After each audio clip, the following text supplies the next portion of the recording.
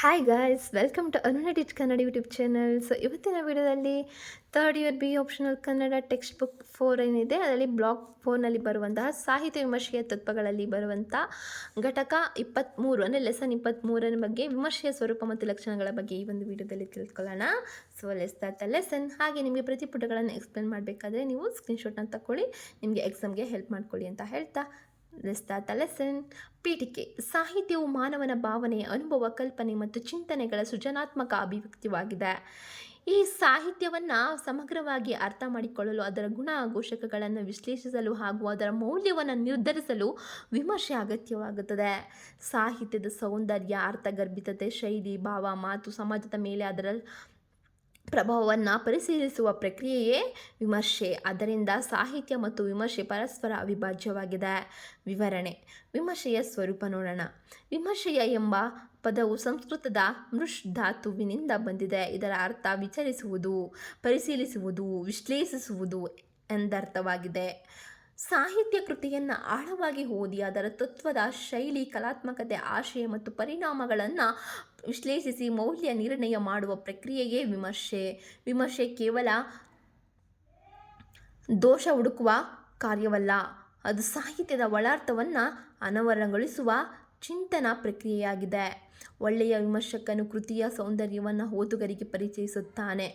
ಕೃತಿಯಲ್ಲಿರುವ ಉತ್ತಮ ಅಂಶಗಳನ್ನು ಮೆಚ್ಚಿ, ದೋಷಗಳನ್ನು ಸೂಚಿಸಿ ಸಾಹಿತ್ಯದ ಮಟ್ಟವನ್ನು ಹೆಚ್ಚಿಸುವ ಕಾರ್ಯವನ್ನು ವಿಮರ್ಶೆ ನಿರ್ವಹಿಸುತ್ತದೆ. ವಿಮರ್ಶೆಯ ಸ್ವರೂಪವನ್ನು ಕೆಳಗಿನ ಅಂಶಗಳಿಂದ ನಾವು ಅರ್ಥ ಮಾಡಿಕೊಳ್ಳೋಣ. ಫಸ್ಟ್ ಒನ್, ವಿಶ್ಲೇಷಣಾತ್ಮಕ ಸ್ವಭಾವ, ಮೌಲ್ಯ ನಿರ್ಣಾಯಕ ಸ್ವರೂಪ, ಸೌಂದರ್ಯಾನುಭವದ ಅಭಿವ್ಯಕ್ತಿ, ವೈಜ್ಞಾನಿಕ ಹಾಗೂ ಕಲಾತ್ಮಕ ಸ್ವಭಾವ, ಸಮಾಜಮುಖಿ ಸ್ವಭಾವ. ಸೊ ವಿಮರ್ಶೆಯಲ್ಲಿ ನಿಮಗೆ ವಿಮರ್ಶೆಯ ಸ್ವರೂಪಗಳು ಒಟ್ಟು ಇದಾಗಿದೆ. ಸೊ ನಾವು ಇದರ ಒಂದೊಂದರ ಅರ್ಥವನ್ನು ನಾವು ತಿಳಿದುಕೊಂಡು ಹೋಗೋಣ. ಫಸ್ಟ್ ಒನ್, ವಿಶ್ಲೇಷಣಾತ್ಮಕ ಸ್ವಭಾವ. ವಿಮರ್ಶೆ ಸಾಹಿತ್ಯ ಕೃತಿಯನ್ನು ವಿವಿಧ ಆಯಾಮಗಳಿಂದ ವಿಶ್ಲೇಷಿಸುತ್ತದೆ. ಕಥಾವಸ್ತು, ಪಾತ್ರಗಳು, ಭಾಷೆ, ಶೈಲಿ, ಹಾಗೆ ಭಾವನೆ, ರಸ, ಧ್ವನಿ ಮುಂತಾದ ಅಂಶಗಳನ್ನು ಪರಿಶೀಲಿಸುತ್ತದೆ. ಸೆಕೆಂಡ್ ಒನ್, ಮೌಲ್ಯ ನಿರ್ಣಾಯಕ ಸ್ವರೂಪ ಅಂದರೆ ಕೃತಿಯ ಗುಣಘೋಷಣೆಗಳನ್ನು ಪರಿಗಣಿಸಿ ಅದರ ಸಾಹಿತ್ಯ ಮೌಲ್ಯವನ್ನು ನಿರ್ಧರಿಸುವುದು ವಿಮರ್ಶೆಯ ಮುಖ್ಯ ಗುರಿಯಾಗಿದೆ.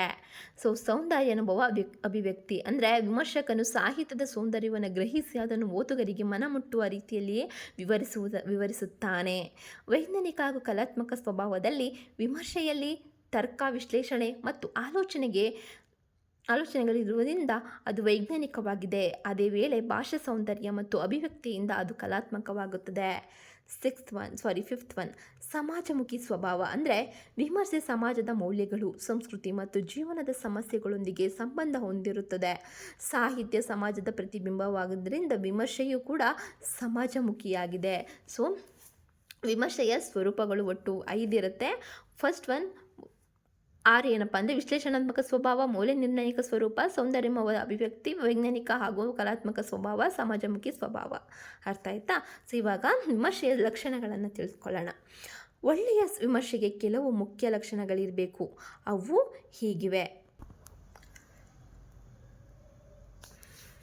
ಸೊ ಇವಾಗ ಲಕ್ಷಣದ ಮೊದಲನೇದು ನೋಡೋಣ. ನಿಷ್ಪಕ್ಷಪಾತತೆ ಅಂದರೆ ವಿಮರ್ಶಕನು ವೈಯಕ್ತಿಕ ಅಭಿರುಚಿ ಅಥವಾ ಪೂರ್ವಗ್ರಹವಿಲ್ಲದೆ ಕೃತಿಯನ್ನು ವಿಶ್ಲೇಷಿಸಬೇಕು. ಸೆಕೆಂಡ್ ಒನ್, ಆಳವಾದ ಅಧ್ಯಯನ ಅಂದರೆ ಸಾಹಿತ್ಯ, ಸಂಸ್ಕೃತಿ, ಭಾಷೆ ಮತ್ತು ಸಮಾಜದ ಕುರಿತು ವಿಮರ್ಶಕನಿಗೆ ವಿಶಾಲ ಜ್ಞಾನ ಇರಬೇಕು. ಥರ್ಡ್ ಒನ್, ಸಹೃದಯತೆ ಅಂದರೆ ವಿಮರ್ಶಕನು ಕವಿಯ ಮನಸ್ಸನ್ನು ಅರಿಯುವ ಸಹೃದಯತೆಯನ್ನು ಹೊಂದಿರಬೇಕು. ಹಾಗೆ ಫೋರ್ತ್ ಒನ್, ತಾರ್ಕಿಕತೆ. ವಿಮರ್ಶೆ ತರ್ಕಬದ್ಧವಾಗಿರಬೇಕು, ಅಭಿಪ್ರಾಯಗಳಿಗೆ ಸಮರ್ಪಕವಾದ ಕಾರಣಗಳನ್ನು ನೀಡಬೇಕು. ಸ್ಪಷ್ಟತೆ ಅಂದರೆ ವಿಮರ್ಶೆಯ ಭಾಷೆ ಸರಳ, ಸ್ಪಷ್ಟ ಮತ್ತು ಸುಲಭವಾಗಿ ಅರ್ಥವಾಗುವಂತಿರಬೇಕು. ಸಿಕ್ಸ್ತ್ ಒನ್, ಸೌಂದರ್ಯ ಗ್ರಹಿಕೆ ಅಂದರೆ ಸಾಹಿತ್ಯದ ಕಲಾತ್ಮಕತೆ ಮತ್ತು ರಸಾತ್ಮಕತೆಯನ್ನು ಅರಿಯುವ ಸಾಮರ್ಥ್ಯ ವಿಮರ್ಶಕನಿಗೆ ಅಗತ್ಯ. ಸೆವೆಂತ್ ಒನ್, ಮಾರ್ಗದರ್ಶಕ ಗುಣ ಅಂದರೆ ಒಳ್ಳೆಯ ವಿಮರ್ಶೆ ಓದುಗರಿಗೆ ಕೃತಿಯ ಅರ್ಥವನ್ನು ತಿಳಿಸಿ ಸಾಹಿತ್ಯ ಶಕ್ತಿಯನ್ನು ಬೆಳೆಸುತ್ತದೆ. ಸೊ ಇವಾಗ ವಿಮರ್ಶೆಯ ಪರಂಪರೆಯನ್ನು ನೋಡೋಣ. ಭಾರತೀಯ ಹಾಗೂ ಪಾಶ್ಚಾತ್ಯ ಸಾಹಿತ್ಯಗಳಲ್ಲಿ ವಿಮರ್ಶೆಗೆ ಸಮೃದ್ಧ ಪರಂಪರೆ ಇದೆ. ಭಾರತೀಯ ವಿಮರ್ಶಾ ಪರಂಪರೆ ಅಂದರೆ ಭಾರತೀಯ ಸಾಹಿತ್ಯದಲ್ಲಿ ಕಾವ್ಯಶಾಸ್ತ್ರದ ಮೂಲಕ ವಿಮರ್ಶಾ ಪರಂಪರೆ ಬೆಳೆದಿದೆ. ಭರತ, ಭಾಮಹದಂಡಿ, ವಾಮನ, ಆನಂದವರ್ಧನ, ಅಭಿನವಗುಪ್ತ, ಮಮ್ಮಟ, ವಿಶ್ವನಾಥ ಮುಂತಾದ ಆಚಾರ್ಯರು ವಿಮರ್ಶಾ ತತ್ವಗಳನ್ನು ಪ್ರತಿಪಾದಿಸಿದ್ದಾರೆ. ಭರತ ಅಂದರೆ ಭರತನ ನಾಟ್ಯಶಾಸ್ತ್ರದಲ್ಲಿ ರಸ ಸಿದ್ಧಾಂತವನ್ನು ಪ್ರತಿಪಾದಿಸಲಾಗಿದೆ. ರಸವೇ ಕಾವ್ಯದ ಆತ್ಮ ಎಂದು ಹೇಳಿದ್ದಾರೆ. ಭಾಮಹ ಅಂದರೆ ಅಲಂಕಾರಕ್ಕೆ ಹೆಚ್ಚಿನ ಮಹತ್ವ ನೀಡಿ ಕಾವ್ಯದ ಸೌಂದರ್ಯವನ್ನು ವಿವರಿಸಿದ್ದಾರೆ. ವಾಮನರು ರೀತಿಯ ಕಾವ್ಯದ ಆತ್ಮ ಎಂದು ಹೇಳಿದ್ದಾರೆ. ಆನಂದವರ್ಧನರು ಧ್ವನಿ ಸಿದ್ಧಾಂತವನ್ನು ಪ್ರತಿಪಾದಿಸಿ ಕಾವ್ಯದ ಸೂಕ್ಷ್ಮಾರ್ಥಕ್ಕೆ ಮಹತ್ವ ನೀಡಿದ್ದಾರೆ. ಮಮ್ಮಟವರು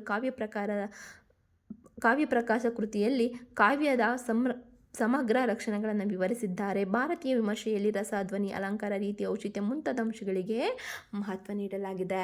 ಇವಾಗ ಪಾಶ್ಚಾತ್ಯ ವಿಮರ್ಶಕರ ಪರಂಪರೆಯನ್ನು ನೋಡೋಣ. ಸೊ ನಾವು ಹಿಂದಿನ ವಿಡಿಯೋದಲ್ಲಿ ನೋಡಿದ್ವಿ, ಬಟ್ ಈ ಒಂದು ವಿಡಿಯೋದಲ್ಲೂ ಕೂಡ ತಿಳಿದುಕೊಳ್ಳೋಣ. ಪಾಶ್ಚಾತ್ಯ ಸಾಹಿತ್ಯದಲ್ಲಿ ವಿಮರ್ಶೆಗೆ ವಿಶಿಷ್ಟ ಸ್ಥಾನವಿದೆ. ಪ್ಲೇಟೋ ಅಂದರೆ ಸಾಹಿತ್ಯವನ್ನು ಅನುಕರಣೆಯ ಕಲೆಯೆಂದು ಹೇಳಿದ್ದಾರೆ. ಅಂದರೆ ಪ್ಲೇಟೋ ಕವಿಯವರು.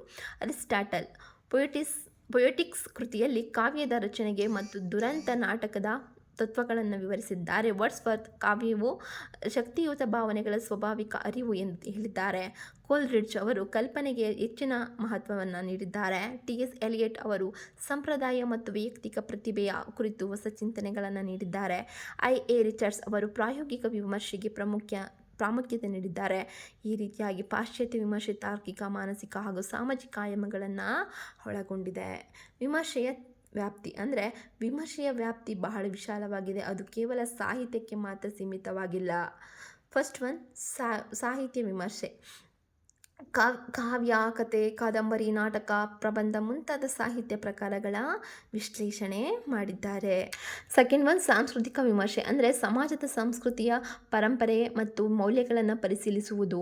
ಸಾಮಾಜಿಕ ವಿಮರ್ಶೆ ಅಂದರೆ ಸಮಾಜದಲ್ಲಿನ ಅಸಮಾನತೆ, ಶೋಷಣೆ, ಅನ್ಯಾಯ ಮುಂತಾದ ವಿಷಯಗಳನ್ನು ವಿಶ್ಲೇಷಿಸುವುದು. ಮನೋವೈಜ್ಞಾನಿಕ ವಿಮರ್ಶೆ ಅಂದರೆ ಪಾತ್ರಗಳ ಮನಸ್ಥಿತಿ ಮತ್ತು ಮನೋಭಾವಗಳನ್ನು ಅಧ್ಯಯನ ಮಾಡುವುದು. ಫಿಫ್ತ್ ಒನ್, ಮಾರ್ಕ್ಸ್ವಾದಿ ವಿಮರ್ಶೆ ಅಂದರೆ ಆರ್ಥಿಕ ಮತ್ತು ವರ್ಗ ಸಂಘರ್ಷದ ದೃಷ್ಟಿಯಿಂದ ಸಾಹಿತ್ಯವನ್ನು ವಿಶ್ಲೇಷಿಸುವುದು. ಶ್ರೀಯುದಿಸ್ ವಿಮರ್ಶೆ ಅಂದರೆ ಸಾಹಿತ್ಯದಲ್ಲಿ ಮಹಿಳೆಯ ಸ್ಥಾನ ಮತ್ತು ಸಮಸ್ಯೆಗಳನ್ನು ಅಧ್ಯಯನ ಮಾಡುವುದು.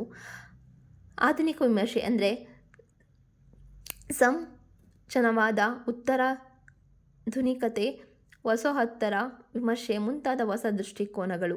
ಏಯ್ತ್ ಒನ್, ಮಾಧ್ಯಮ ಮತ್ತು ಚಲನಚಿತ್ರ ವಿಮರ್ಶೆ. ಚಿತ್ರ, ನಾಟಕ, ರೂಪದರ್ಶನ ಮತ್ತು ಇತರ ಮಾಧ್ಯಮಗಳ ವಿಮರ್ಶೆಯು ಇಂದು ಪ್ರಮುಖವಾಗಿದೆ. ಉಪಸಂಹಾರ. ಕೊನೆಯದಾಗಿ, ವಿಮರ್ಶೆ ಸಾಹಿತ್ಯದ ಅವಿಭಾಜ್ಯ ಅಂಗವಾಗಿದೆ. ಅದು ಸಾಹಿತ್ಯದ ಸೌಂದರ್ಯವನ್ನು ಅನಾವರಣಗೊಳಿಸಿ ಓದುಗರಿಗೆ ಸರಿಯಾದ ದಾರಿಯನ್ನು ತೋರಿಸುತ್ತದೆ. ವಿಮರ್ಶೆ ಕೇವಲ ದೋಷ ಹುಡುಕುವ ಪ್ರಶಂಸೆಯ ಅಲ್ಲ, ಅದು ಸಾಹಿತ್ಯದ ಮೌಲ್ಯವನ್ನು ನಿರ್ಧರಿಸುವ ಸೃಜನಾತ್ಮಕ ಚಿಂತನೆಯಾಗಿದೆ. ಭಾರತೀಯ ಮತ್ತು ಪಾಶ್ಚಾತ್ಯ ಪರಂಪರೆಗಳ ಮೂಲಕ ವಿಮರ್ಶೆ ಸಮೃದ್ಧವಾಗಿ ಬೆಳೆದಿದೆ. ಇಂದಿನ ಯುಗದಲ್ಲಿ ಅದರ ವ್ಯಾಪ್ತಿ ಇನ್ನಷ್ಟು ವಿಸ್ತಾರಗೊಂಡಿದ್ದು ಸಾಹಿತ್ಯ, ಸಮಾಜ, ಸಂಸ್ಕೃತಿ ಮತ್ತು ಮಾಧ್ಯಮಗಳವರೆಗೆ ಹರಡಿದೆ. ಆದ್ದರಿಂದ ವಿಮರ್ಶೆ ಸಾಹಿತ್ಯ ಅಭಿವೃದ್ಧಿಗೆ ಅತ್ಯಂತ ಮುಖ್ಯವಾದ ಸಾಧನವಾಗಿದೆ. ಸೊ ನೋಡಿದ್ರಲ್ಲ, ಇದಾಗಿತ್ತು ಇವತ್ತಿನ ಲೆಸನ್. ಸೊ ನಿಮ್ಗೆ ಇಷ್ಟ ಆದರೆ ಲೈಕ್ ಮಾಡಿ, ಹಾಗೆ ನಿಮ್ಮ ಅನಿಸಿಕೆಗಳನ್ನ ಕಮೆಂಟ್ ಮೂಲಕ ತಿಳಿಸಿ. ಹಾಗೆಯೇ ಇನ್ನು ಹೆಚ್ಚಿನ ಲೆಸನ್ಸ್ಗಳಿಗಾಗಿ ಸಬ್ಸ್ಕ್ರೈಬ್ ಮಾಡಿ, ಹಾಗೆ ಬೆಲ್ಲೈಕನ್ನ ಕ್ಲಿಕ್ ಮಾಡಿ, ಆಲ್ ನೋಟಿಫಿಕೇಷನ್ ಮೇಲೆ ಕ್ಲಿಕ್ ಮಾಡಿ ಅಂತ ಹೇಳ್ತಾ, see you in next lesson. So bye, take care.